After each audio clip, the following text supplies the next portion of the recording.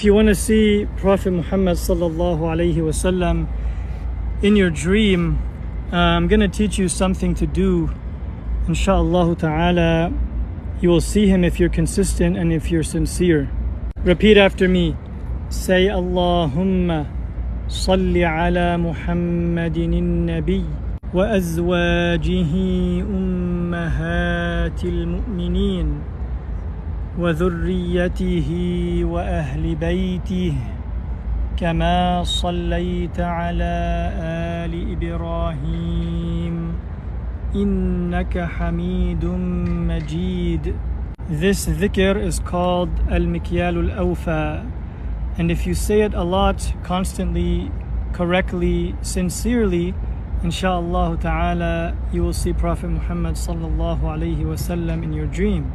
And if you receive that blessing, then this is a good news for you that you are going to be among the people of Jannah. May Allah grant us this blessing.